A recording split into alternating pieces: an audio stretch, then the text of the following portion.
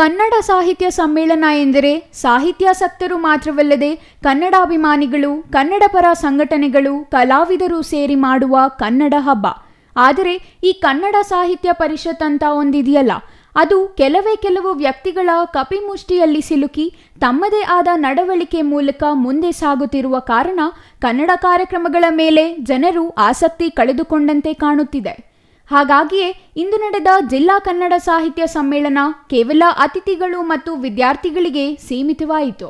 ಸಮ್ಮೇಳನ ಜನರ ಕೊರತೆ ಎದುರಿಸಲಿದೆ ಎಂಬುದನ್ನು ಮೊದಲೇ ಅರಿತಿದ್ದ ಸಾಹಿತ್ಯ ಪರಿಷತ್ ಪದಾಧಿಕಾರಿಗಳು ಜಿಲ್ಲಾ ಕೇಂದ್ರದಲ್ಲಿರುವ ಎಲ್ಲ ಕಾಲೇಜುಗಳಿಗೆ ಭೇಟಿ ನೀಡಿ ವಿದ್ಯಾರ್ಥಿಗಳನ್ನು ಕಳುಹಿಸುವಂತೆ ಮನವಿ ಮಾಡಿದ್ದರು. ಅಲ್ಲದೆ ಎಲ್ಲ ಕಾಲೇಜುಗಳ ಹೆಸರುಗಳನ್ನು ಆಹ್ವಾನ ಪತ್ರಿಕೆಯಲ್ಲಿ ಹಾಕಿ ಅವರು ವಿದ್ಯಾರ್ಥಿಗಳನ್ನಾದರೂ ಕಳುಹಿಸುವ ಪ್ರಯತ್ನ ಮಾಡಲಿ ಎಂದು ಬಯಸಿದ್ದರು. ಇನ್ನು ಚಿಕ್ಕಬಳ್ಳಾಪುರದ ಕೆಲ ಕಾಲೇಜುಗಳು ಕೈಕೊಟ್ಟರೂ ಹೆಚ್ಚುವರಿಯಾಗಿ ಇರಲಿ ಎಂದು ನಗರ ಹೊರವಲಯದಲ್ಲಿರುವ ನಾಗಾರ್ಜುನ ಕಾಲೇಜನ್ನು ಸಂಪರ್ಕಿಸಿ ಅಲ್ಲಿನ ವಿದ್ಯಾರ್ಥಿಗಳನ್ನು ಕರೆತರುವ ಕೆಲಸವನ್ನು ಸಾಹಿತ್ಯ ಪರಿಷತ್ ಪದಾಧಿಕಾರಿಗಳು ಮಾಡಿದರು. ಶಾಸಕರು, ಸಚಿವರು ಬಂದ ಕಾರಣ ಅವರ ಬೆಂಬಲಿಗರು ಕೆಲವರು ಬಂದಿದ್ದರು. ಅಲ್ಲದೆ ಕನ್ನಡ ಭವನ ಉದ್ಘಾಟನೆಯೂ ಇದ್ದ ಕಾರಣ ಇಡೀ ಜಿಲ್ಲಾಡಳಿತವೇ ಭಾಗವಹಿಸಿತ್ತು. ಹಾಗಾಗಿ ಅಧಿಕಾರಿಗಳು, ಅತಿಥಿಗಳು ಮತ್ತು ಅವರ ಬೆಂಬಲಿಗರು ಆರಂಭದಲ್ಲಿ ಸ್ವಲ್ಪ ಮಂದಿ ಇದ್ದರು. ಅವರನ್ನು ಹೊರತುಪಡಿಸಿದರೆ ಕನ್ನಡ ಸಾಹಿತ್ಯಾಭಿಮಾನಿಗಳು, ಕನ್ನಡಾಭಿಮಾನಿಗಳು, ಸಂಘಟನೆಗಳ ಪದಾಧಿಕಾರಿಗಳು ಯಾರೂ ಭಾಗವಹಿಸದ ಕಾರಣ ಅದ್ದೂರಿಯಾಗಿ ನಡೆಯಬೇಕಿದ್ದ ಕನ್ನಡ ಸಾಹಿತ್ಯ ಸಮ್ಮೇಳನ ಸಭಿಕರ ಕೊರತೆಯಿಂದ ನೀರಸವಾಗಿ ನಡೆಯುವಂತಾಯಿತು. ಜಿಲ್ಲಾ ಉಸ್ತುವಾರಿ ಸಚಿವ ಡಾಕ್ಟರ್ ಎಂಸಿ ಸುಧಾಕರ್ ರಾಷ್ಟ್ರಧ್ವಜ ಧ್ವಜಾರೋಹಣ ನೆರವೇರಿಸಿದರೆ ನಾಡಧ್ವಜಾರೋಹಣವನ್ನು ಶಾಸಕ ಪ್ರದೀಪ್ ಈಶ್ವರ್ ಮಾಡಿದರು.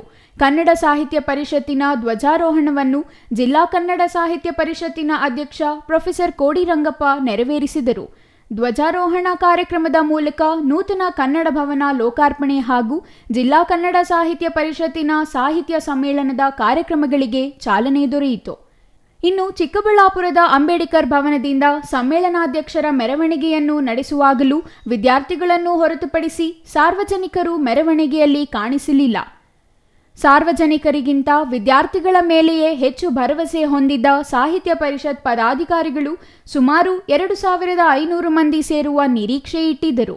ಆದರೆ ಇಂದಿನ ಮೆರವಣಿಗೆಯಲ್ಲಿ 1000 ಮಂದಿಯನ್ನೂ ಮುಟ್ಟಲಿಲ್ಲ ಎಂಬುದು ವಿಶೇಷ.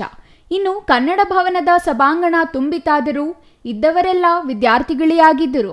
ಇನ್ನು ಬೆಂಗಳೂರಿಗೆ ಕೂಗಳತೆ ದೂರದಲ್ಲಿರುವ ಚಿಕ್ಕಬಳ್ಳಾಪುರ ಜಿಲ್ಲಾ ಸಾಹಿತ್ಯ ಸಮ್ಮೇಳನಕ್ಕೆ ಸಾಹಿತ್ಯ ಪರಿಷತ್ತಿನ ರಾಜ್ಯಾಧ್ಯಕ್ಷರು ಗೈರು ಹಾಜರಾಗಿದ್ದರು.